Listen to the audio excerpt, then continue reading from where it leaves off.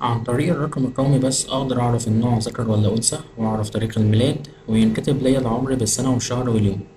بعمل ده إزاي؟ طب الأول بالبلدي إزاي أعرف من الرقم القومي ده ذكر ولا أنثى؟ عن طريق الرقم قبل الأخير اللي هو رقم 13 في الرقم ده. لو فردي يبقى ده ذكر، لو زوجي يبقى أنثى. طيب في معادلات بتعمل كده، هنعمل 3 معادلات على بعض. أول حاجة بنعمل معادلة اسمها مد عشان يجيب لي الرقم ال13 في الرقم القومي.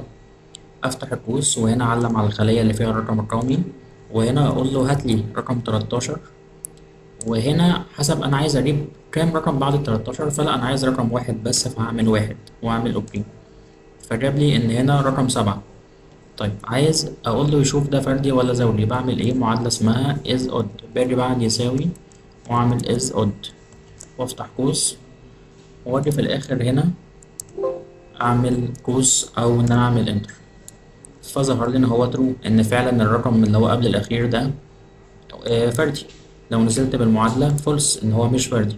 طيب يعمل إيه بقى لو لقاه فردي؟ فمادام يعمل إيه لو، يبقى هعمل إف. أجي بعد يساوي أكتب إف، وأجي هنا بعد المعادلة اللي معمولة أعمل علامة كوما، وأقول له يكتب لي ذكر. مادام هو فعلا طلع ترو إن هو فردي يكتب ذكر.